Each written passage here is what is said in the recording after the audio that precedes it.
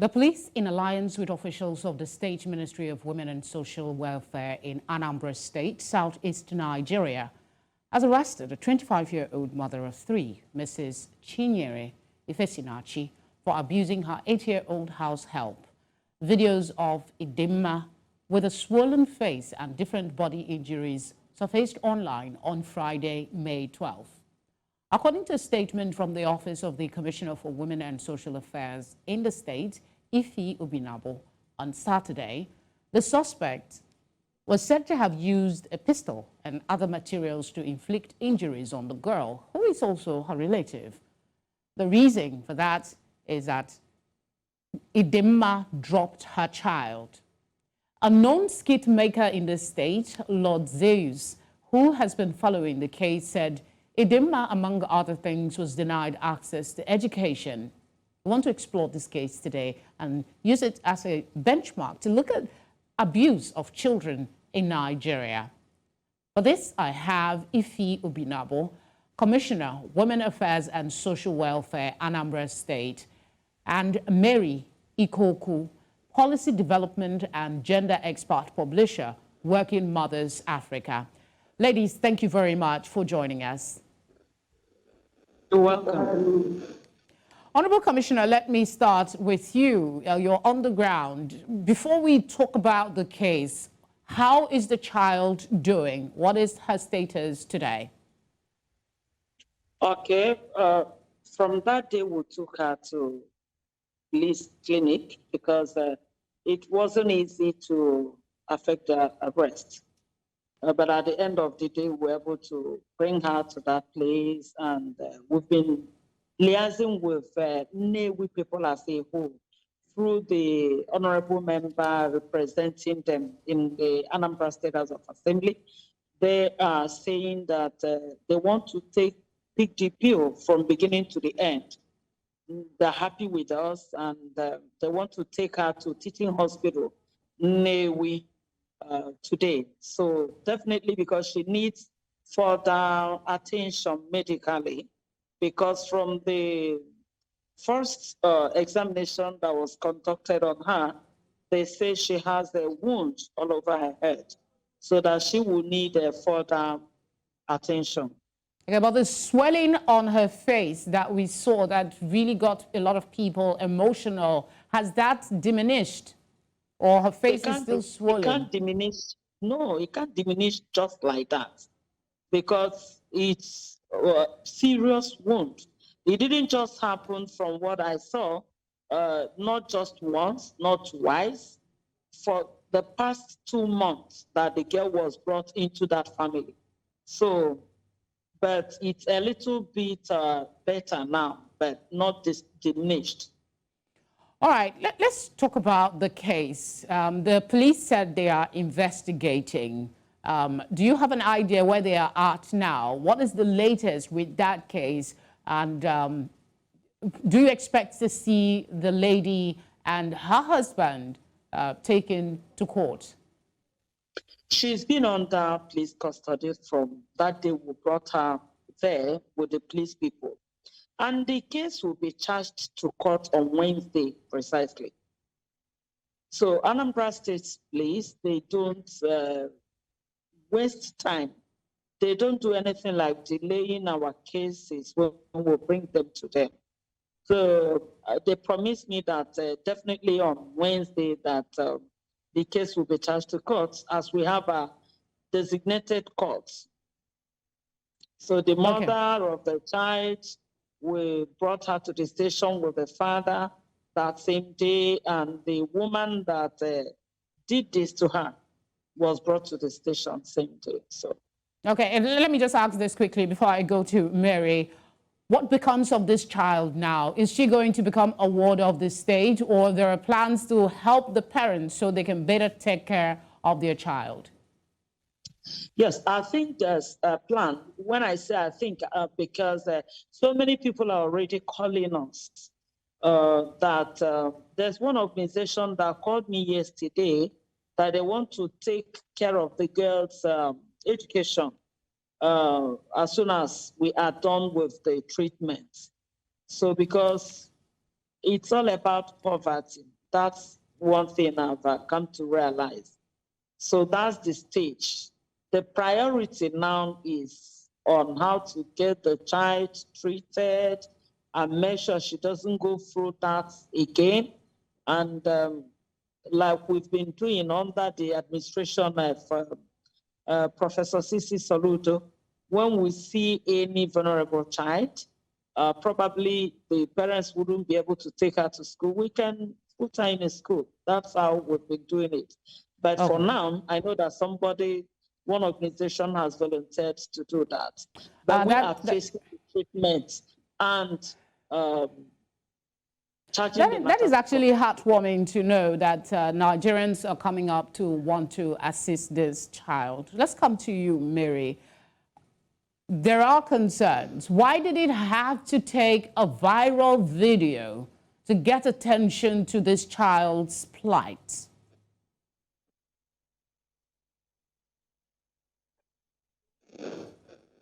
Mary, my question is to you.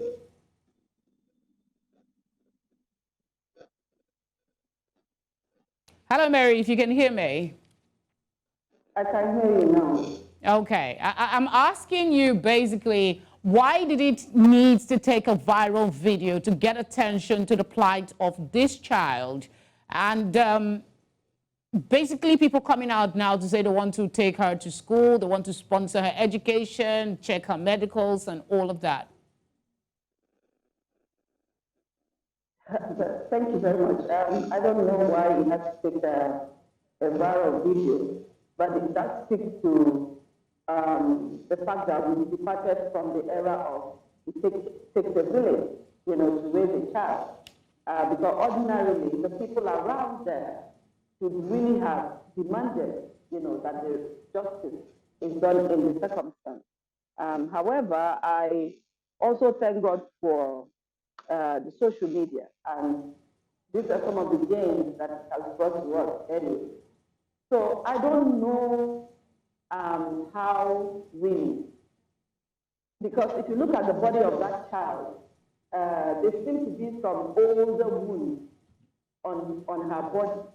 So which means that this abuse has gone on for a longer time. I don't know how long she's lived with this 25-year-old mother. And to think that it's even a mother, someone who has birthed a life, will be able to met out such, I don't know how to describe, such abuses on an impressionable young kid. All right, let me get this question.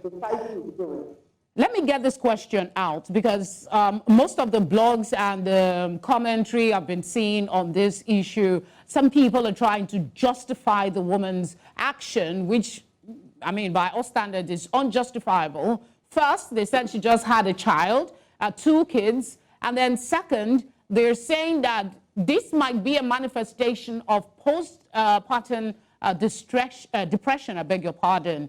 Can we really attribute this action of abuse to some issues related to her having a child, postpartum depression, so to speak? Well, those who have argued in the line of the possibility of postpartum depression, they may have their valid point. And those who have argued on the other side also are right. However, I think that bottom line is that people have continued to hide under some mental health and all sorts of depression to commit crimes. What has happened to this young kid is a crime. It's child abuse. And this child is protected under the law. So the law needs to take its course. And there are varied issues here. I don't know what role the child even plays in that family. If she's a house help, then the man and the wife should go to jail, really, because 7 years behind bars for taking an underage child as a house help. The Nigerian law is totally against that. The Child Rights Act of 2003 is there to correct, it was enacted to correct all these forms of abuse against Nigerian child. But we continue to have, how will I put it, maybe poor implementation of the law. If not, how can anybody explain to me how a child that age can possibly be in somebody's home, tending to their needs. As what? This is labor, child labor. There's so many counts which you cannot excuse this family. And I'm so troubled by how society hides under culture and all manner of things to excuse things that are inexcusable. I'm looking at the 25-year-old new mother. I heard she had herself, she's just had a baby, or like she had twins or something like that. I don't know, but I'm looking at her age. And for somebody who has birthed a life, because birthing a life makes you come to that point in your life where you begin to appreciate life. Because giving birth to a child comes as close as Calvary. Like, you got there and back. So you will be able to appreciate life in itself and be able to protect the way mothers protect the life of their children. You can't convince me how a mother, somebody who has birthed a life, will be able to with such impunity, mess up the body, put such bodily harm on another child. It's unconscionable, it's unbelievable, but it's true. So we can cover a wider area. I apologize. I need to ask a further question, and it's off something you said. You talked about the fact that Nigeria now has a Child's Rights Act. I want to go to the commissioner and ask the status of this act in Anambra State. How is it? Is it on? Is it being implemented? And then I want to ask, this is a kind of three-pronged question. The third part of it would be, what justification is being given for, by the parents for giving out an 8-year-old child as house help? Should there be some punishment for the parents? Okay, thank you very much. As long as Anambra State government, now currently this administration is concerned, we are implementing the Child's Rights Law. Hence, this particular matter is not the first one, it's not the second one. If we see anywhere they are abusing any child in Anambra State, we don't hesitate to swing into action and rescue that child. We have homes where we keep these children. So though before this administration, I don't think they were doing it, but since the governor of Anambra State, Professor Sisi Soludo, came into power, he has been insisting, because the wife, the first lady, she has a compassion for children. She believes that children should be respected, their rights should not be trampled upon. So we are really doing all we can to make sure that children's rights are protected. And we have helpline, whistleblowers call us through this helpline to give us information anywhere any child is being abused. And even in our states, we do from time to time carry out raiding to make sure that no child is used for street begging, hawking, and all that, while others will be in school. So we are trying our best to make sure that we protect our children. Then coming to what led, that's why the parents of the child gave her out to this woman. Because I also asked, I wasn't happy with the parents. I asked them. They said the woman claimed that she never did that. And there was never a time that she agreed to give her child away. That she rather gave this child to her own mother. That the child was staying with her own mother. Because her mother and this woman that did this, the father of this woman, came from their siblings. So when this young girl gave birth to her twins, after some months, she went to visit her aunt, that's this woman's mother. Then now saw this child there, pleaded with the aunt to help give out this child to them. So the grandmother of this girl did that without the consent of the mother of this child.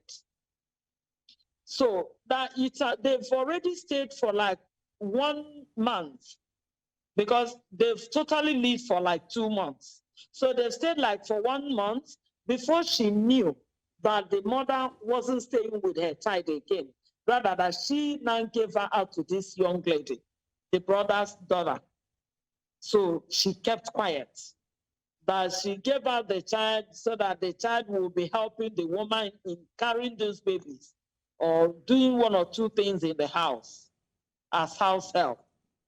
That was exactly what she did. A lot of persons will worry about somebody not knowing that her child has been away for over a month and then realizing and choosing to keep quiet. But we'll come to that subsequently. Mary, I have a question for you. Some people think a law should be enacted to punish parents that keep having loads of children that they cannot take care of, or turning them into breadwinners for the family at an early age, because that's what some people are saying, that these practices still continue, because when you give your child out to help someone as house help, you get some benefits in return. On the flip side of the argument, others say some kind of reorientation and family planning initiative will work better than punishment. From your vantage point, what course of action would you recommend?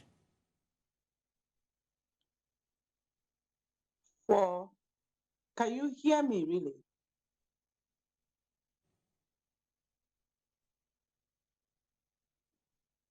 Can you hear me, please? I can hear you, ma'am. If possible, you could remove your earpiece and just listen directly from your system. I've taken them off. Okay, but did you hear my question? No. Okay, I'm talking about 2 positions now and asking for your expert opinion. Some people think that there should be a law to punish parents who have too many children that they can take care of, or turning them to breadwinners at early age. Others are saying that course of action should be jettisoned for more of reorientation and better information about family planning, that this will go a long way to help address the situation. What course of action would you advise, is my question. Okay, I mean, this is a hydra-headed monster that we are dealing with. Well, let me just say it this way. If people should be able to bear children they can take care of, that's one. But then there are also eventualities of life. You could also have birth children that, with your current situation, you could really take care of them, and life happens. The man or woman can be thrown into a situation he didn't envisage.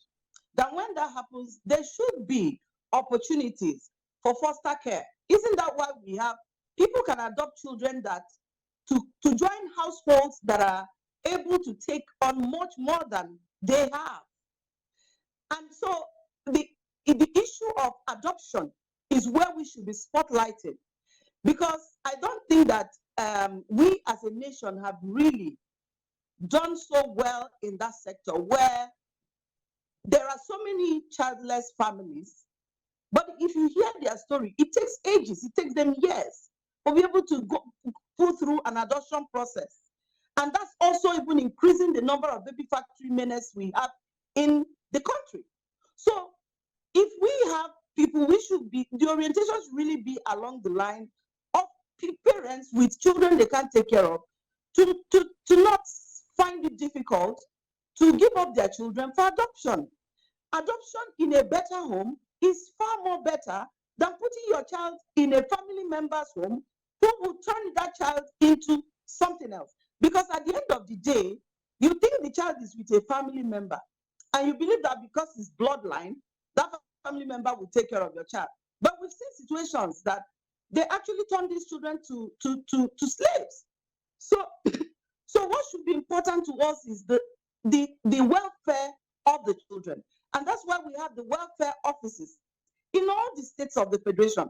Welfare offices need to stand up to be alert to their duty. They should make sure that they do inspections, even where it is allowed that children are living in homes of family members. There should be some reasonable level of monitoring to evaluate how that child is living there, to ensure is that child in school as was promised the parents. There should be some policy around this um, ecosystem, because you need to, even if it's somebody staying with a family member, fine, but there have to be some level of regulation. You can't just say because it's a family member, when we see domestic violence happening even between two people that are intimate. So you can't leave that to chance. So we need to look at policies around adoption processes in Nigeria, where we can do timelines that expedite or makes it easier for parents, for people, for childless couples to be able to access children in the country. And the other thing is, if you have to have family members taking on poor kids, then you need to regulate that process and that situation. And then again, the government can also look into government interventions. There may be government interventions that cares for the poor kids from poor homes. And I don't mean this intervention of going to say you are giving money to some people and we, the poor people, remain. The poverty is staring us all in the face and money is being given to people, but you don't understand how the workings are done. So government must have interventions that are transparent enough that people can know that this is a poor kid, this is what government is doing, so that children can assess those interventions of the government. These are few ways I think we can look at the issue, but sending someone off to her death or his death, all under the name of living with family member, and you will send them to school. I've seen young girls. Mary, we need to go on a short break. I'm sorry to keep interjecting, but I was trying to catch your attention. We'll need to go on a very short break, and when we come back, I'll take up some of the things you've mentioned, the case of welfare and intervention, and put the question to the commissioner to see what they are doing in their capacity as government to help the situation in the state. We'll be right back. Good to know you're still with us.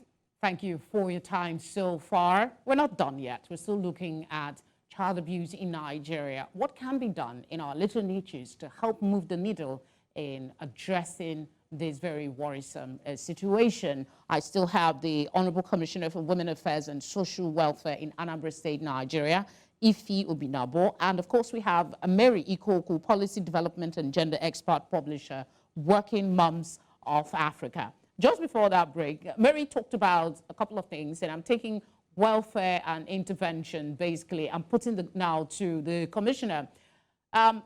What is being done in Anambra State with regards to ensuring that there is monitoring of some of these adoption that happen, some of these come and stay with me for a bit? Do you have the mechanism to carry out such welfare checks in Anambra State? What areas do you feel that the government can do better in drawing attention and making sure that children are better protected?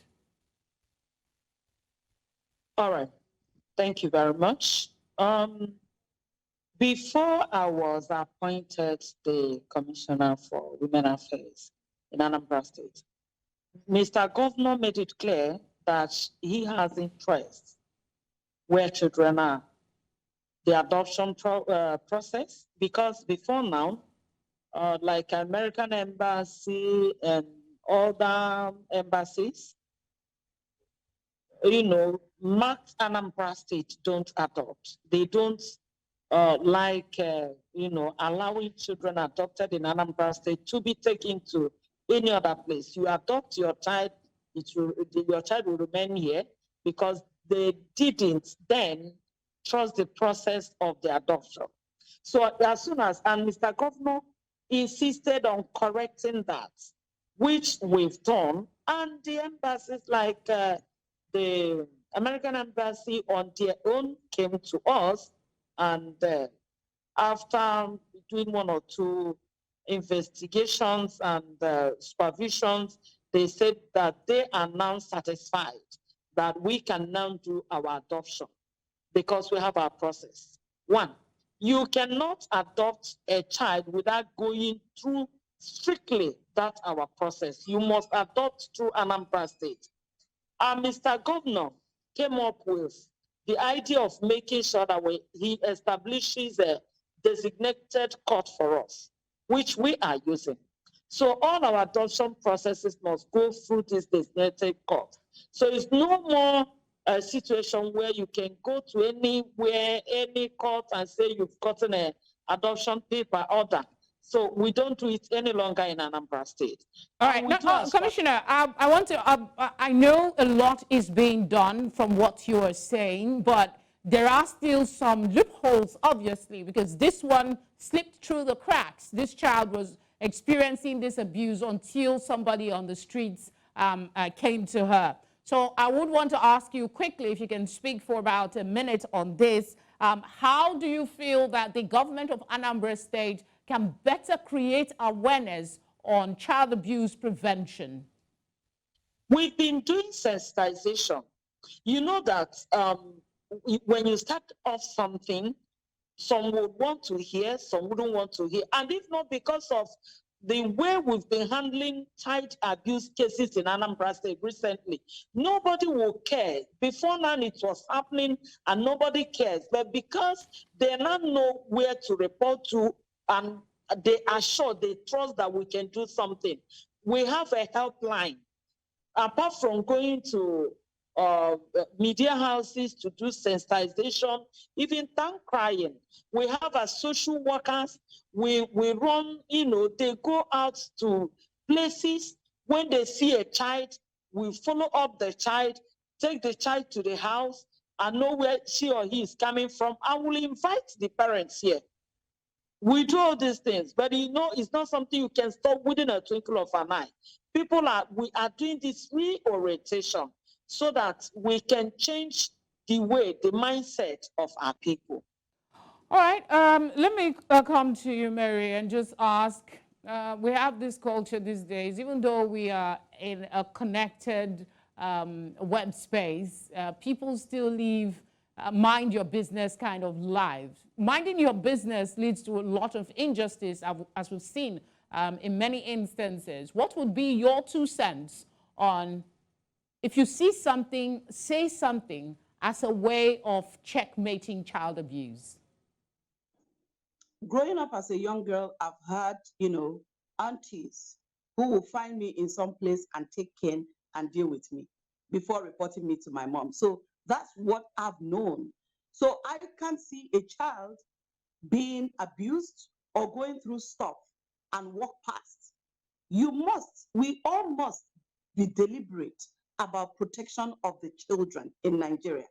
And in any neighborhood where you find yourself, you have to be a watchdog you'll be watching out for any child being in harm's way.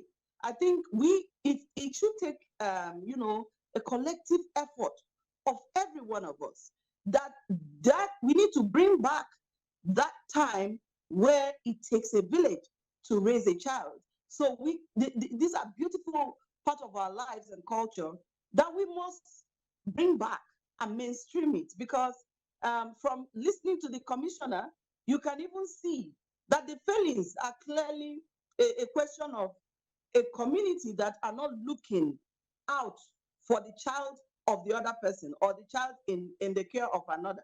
So the government of Anambra State and Honorable Commissioner, I hear you, and I must commend the governor, Professor Charles Soludo, on the first thing he did when he came in was establishing the court, that court where domestic abuses are tried. So that's one good one. But they need to bring in energy and ensure that the courts really sit, and people need to understand that the government of Anambra State will not take it lightly with any situation as such going forward. And it doesn't have to take the social media. It will be a proactive government letting us know and putting parents on notice that if you mistreat any child under your care, whether you are the parent, that the government will not take it lightly with you, because the child actually belongs to the state. You may give birth to that child, but as long as he's a minor, it belongs to the state. The only reason we are where we are today is because I think the government in itself are not doing much for the children. If they are doing playing their role, apart from saying compulsory and mandatory education for early child and secondary school, it's not enough. They need to wake up to their responsibilities so that they will stand in a better standpoint to begin to hold parents and foster care parents and all these madams to account. That's how I see it. And Madam Commissioner, your work is cut out for you, and I must appreciate the work that you people brought this to fore. I commend you guys for that. However, it's not yet Uhuru, because every time there's a video that have gone viral, it comes from this kind of place, and it's no longer, it's becoming a trend.